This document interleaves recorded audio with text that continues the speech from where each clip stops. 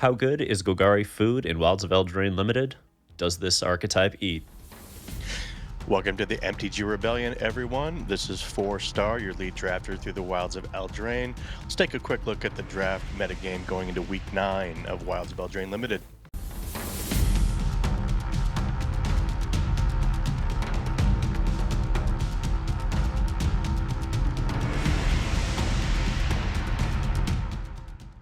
Okay, so right now we're going to be putting kind of a bow on the end of the format. We are rapidly approaching the Lost Caves of Ixalan, so we're going to put a nice tie-off to this format so we can get ready to move on to the next one. This last week, we're going to be touching on Golgari Food.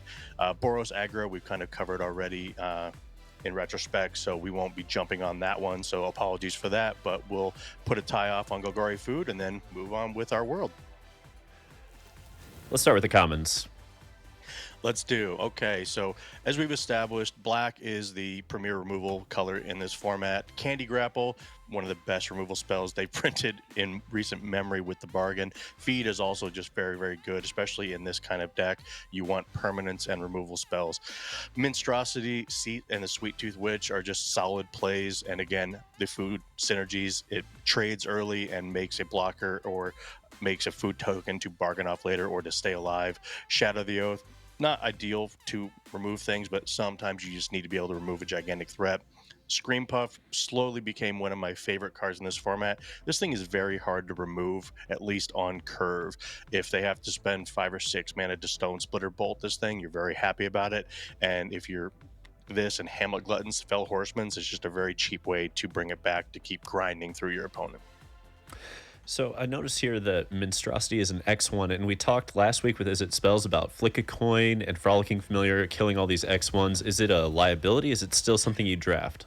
It is still something you want in this draft because it trades with everything early, and this is one of the decks in the format. You don't really care if it dies. It sucks, but you get something when it dies. All the other X1s, like the mice and all the other things, the other colors, just don't leave anything behind.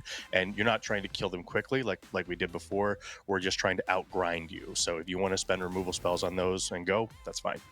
Well, let's talk about the uncommons now. We only got 5 of them. Only have 5, but they are all bangers.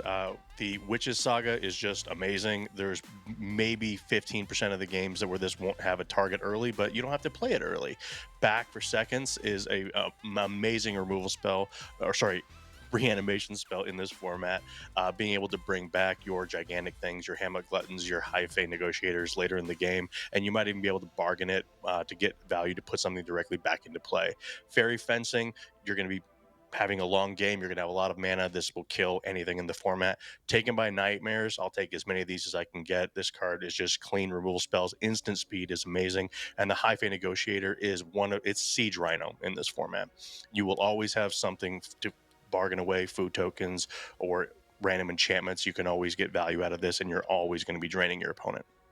Fair. Now, looking at Fairy Fencing, do we ever want to get like Barrow Naughties or something else that's a little bit earlier on the curve for fairies just to pump up the power of this? Barrow Naughties are possible, but it really only works out if you end up getting 2 or 3 of them because you have to be able to turn on the Barrow Naughty. There's not a lot of other fairies you're going to want to play in black. So if you get them early and you get them 7th, 8th, 9th, 10th pick or later, you can stack 3 or 4 of them in your deck. Then yes, the Fairy Fencings get a lot better, but I will play it straight up as just a -X. Fair. Let's talk about the rares over here. You bet. These rares are the ones that I've had the most fun with in this format. Funny little side note, it took me about 400 drafts to finally open a black Virtue. And when it did, it was a clean 7-0, just like I thought it was going to be. This card is almost unbeatable unless they randomly tag it with a Collector Oath or something of that sort. It's everything you want in this deck. You get early removal, you get life out of it, and then you just win the game by reanimating everything that you've traded off early in the game. Ashiok has to be answered. A lot of people finally figured out you need to make the 1/1s right away. Don't try and get greedy with getting the cards straight up because you want to be able to protect the Ashiok by blocking. The Sugar Maw is just an amazing card. If you can randomly cast the white half, that's great. You'll have prophetic prisms, you'll have crystal grottos, so you can do the back half as well. But a 6/6 menace trample ends the game very quickly. Skitter King, the end, Spectre, and the Poisoner is very, very silly, especially when you know it's coming. Do you ever have issues with Spectre of Mortality and just awkward tension points with having a full board on your end? In Golgari, absolutely not. This is actually the deck you wanted in the most because almost all of your game ending cards, the puffs, the gluttons, are 5 toughness or bigger. So you can -4 the board and still be ahead. So no. Fair. Let's go over and check out cards you want to avoid. Sure. Like I said, as far as the black fairies, outside of having 2 or 3 barrow naughties, and they're only really in the deck to just roadblock stuff and gain life on you, you're not going to be really aggressive. So you're not going to have to trade up because a lot of your end game stuff, the gluttons, the puffs, are going to be killing anything anyway. So you don't need the Silumgar Assassin. The Rowan Search, I've never really been a fan of. The Dream Spoilers, I'm not going to be casting a lot of spells in your turn. The Callous Sword is literally a generic 2/2 in this deck. We have no other reason to play it. Fairy Dream Thief, the Whispers, the Sugar Rushes are all cards I'm not going to play in a lot of decks outside of straight up fairies. The Butcher is fine, but it's going to be first on the chopping block as far as cards I don't want in my deck. There's just better cards for value on it.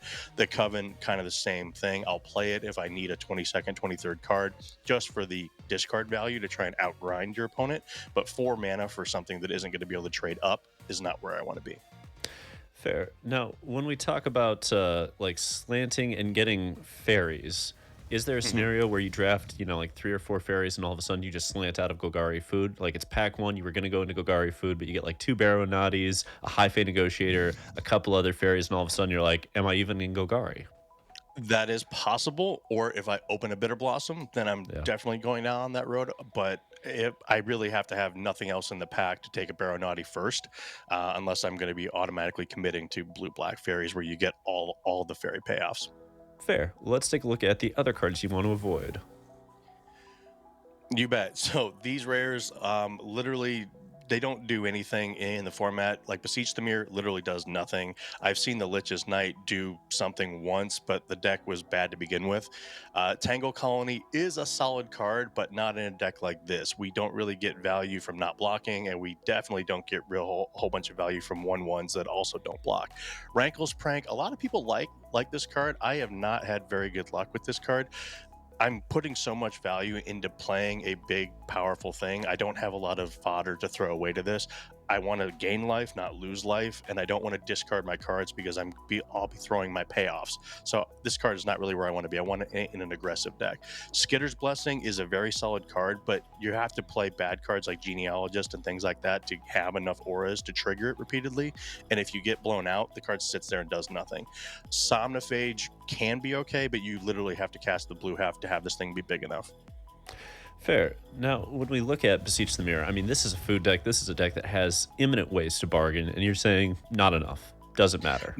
There's nothing in this format outside of a bomb rare that I really want to tutor for, and I don't want to time walk myself to draw to it. Especially in the later game, in order to tutor the card and cast it in the same turn. If I'm living until turn 11, I'm not going to be winning the game by going and get my bomb. I just need to stay alive and play to the board every turn. Gotcha. All right, well, let's move on. Let's take a look at the green top commons. You bet. Top commons, Root Rider Fawn is one of my favorite cards. This I'm actually not above first picking in this format. I love mana ramp in almost any limited format, and this one is built-in color fixing on it. This card does everything I want it to do. Hollow Scavenger, this is really where it shines. In any of the green white decks or the green other blue decks, you don't really get value because you're not going to be able to repeatedly feed food to this thing to keep it alive. But being able to play this on one to have a bargainable food token is also amazing. Sky Beach Tracker, I'm going to be playing a lot of 5s, Puffs, Hamlet Gluttons, High Fate Negotiators, things that trigger this over and over and over again. Plus, having Reach is also just randomly good, being able to block Drakes and things like that. The Beanstalk Worm is the deck. This is the deck because you want to hit your land drops. You want to get up to 5 as soon as you can. So being able to cast the front half of this, plant beans to get more land drops, casting your 5 on 4 is completely amazing. Curse is also good because you've got things with high toughness to survive. Now, out of curiosity, there were only 5 commons on that list. That is a small number of green commons. Are there others that you would take anyway? Not really. A lot of the other green commons are synergistic based. So if I'm going down like a season of growth, then the cards like the genealogists and stuff go a lot higher in value, but they're not where I want to be. The black uncommons in this deck are much better. Fair. Let's go over to green uncommons and see what we have. Uncommons, though, is the reason when you see these, you jump right into green. These are the cards that really swing the matchup. The more of these you have, the better the deck is going to be. Graceful Takedown is a very solid removal spell. We call these punches. These are not fights. So this whatever your power is, you basically deal that to the creature. It doesn't matter if it gets bigger, your guy won't have to trade off with it. And the beauty of this thing is it counts all of your enchanted things as well. So if they randomly coop up your guy, guess what? That still hangs around and that counts as an enchanted creature. Thank you, opponent. So now I get to deal 10 to your guy instead of 4. Welcome to Sweet Tooth. Value Engine Incarnate. Does everything you want. Stalls the game, gains life, and then randomly makes a big threat you have to deal with later. The Vanguard, I have won so many games just because this thing cannot be blocked or chumped. And the 6/7, it's incredibly hard to kill. Royal Treatment, you always hope your opponent doesn't have it. You want to be the one to have it. You just counter your best removal spell to keep your glutton alive, and you go from there. So, looking at the Vanguard in particular, how often do you hold that once you hit turn 6? If you have 6 lands, do you ever hold it, or do you just windmill slam that? I windmill slam it almost every game unless I know that you have an enchantment that I have to remove. So if you're going to show you have a virtue that I have to kill later, I'll hold it. But if not, no, a 6/7 will end the game in short order. Let's go on to the rares then. Starting with the most broken one, Gruff Triplets. You bet. Welcome to the best card in the format, Gruff Triplets. This card is absolutely silly. I lost to this last week. My opponent was able to go get it with a Defense of the Heart and a Celebrant. They made triplet tokens. The Celebrant bounced the triplets, and then they recast the triplets all in the same turn. I died.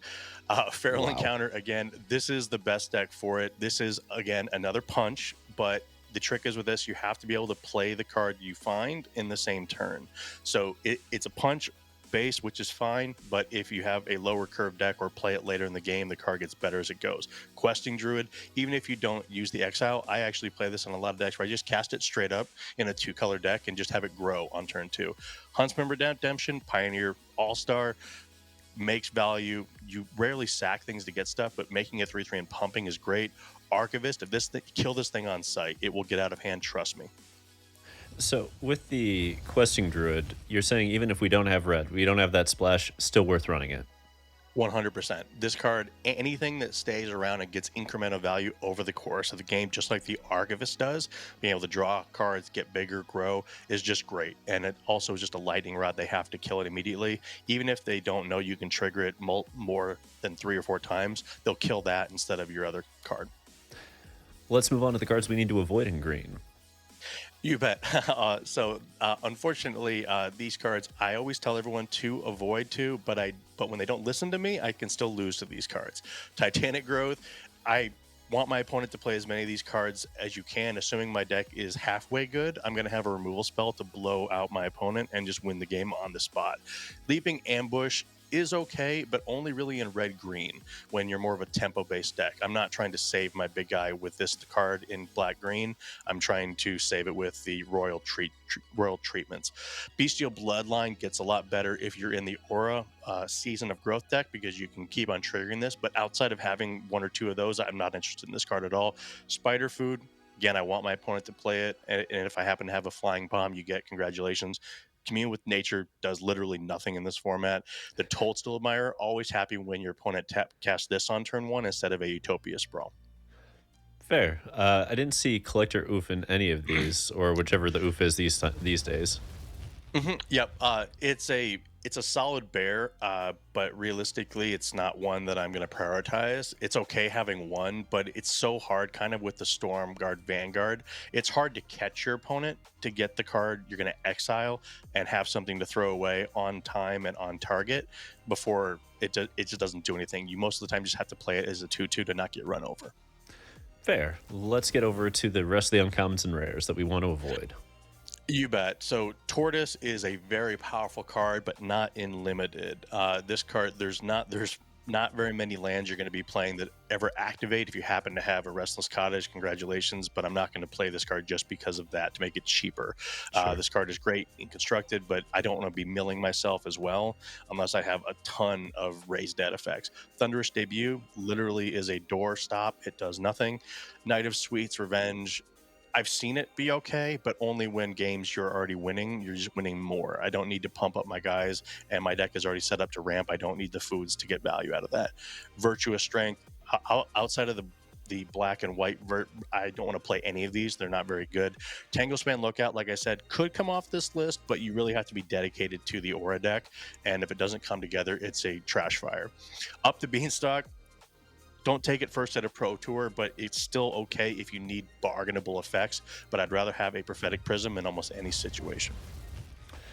Okay. Okay. I see where you're going with that. You know what? I'm just going to move us right into the multicolored lands artifact portion. Here are the top picks. Let's go through them. You bet. So again, the Crown goes in any deck, doesn't really matter. And Icy Manipulator is just great, period. The Bowls of Porridge, surprisingly enough, this is the deck you wanted in. It is a food, it's an early removal spell, and you're not trying to win the game outright, straight up. So you get time to get all three modes out of this. Sir Ginger, here you go. It's a food, it has value, it's an artifact, it blocks early, it does things. It's kind of a monstrosity plug-in, but it does the same effective thing.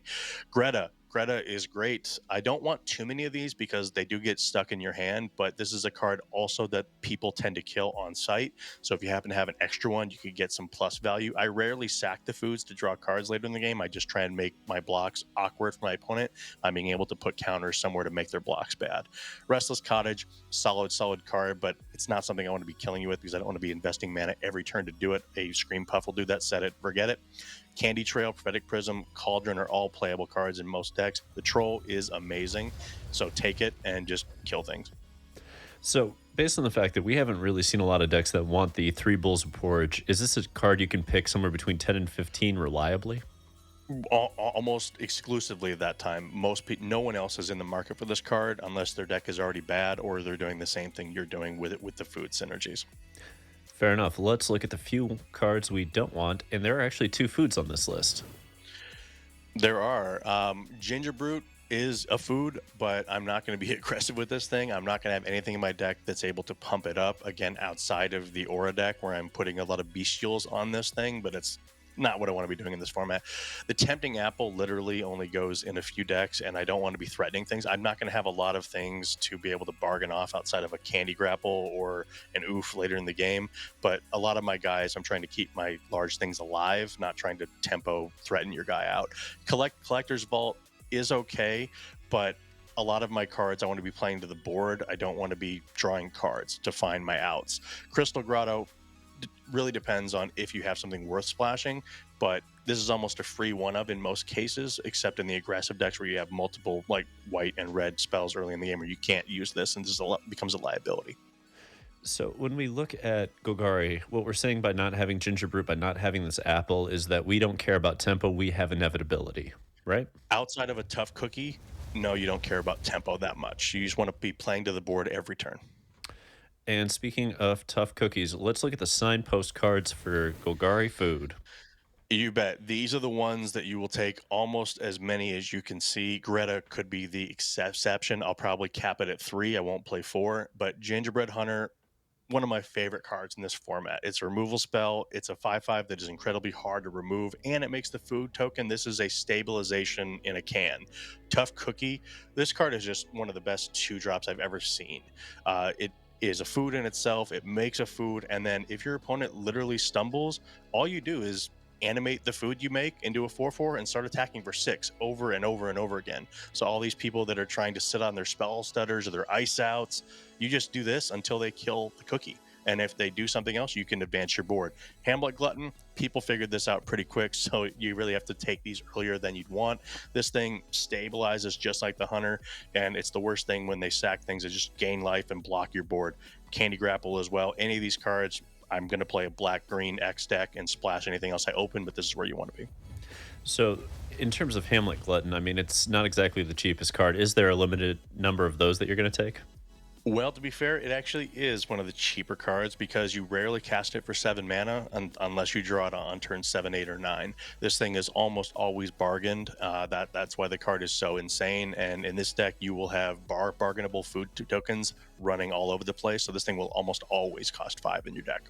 So you take 4, 5, 6 copies of it? I would take 4 or 5 easily.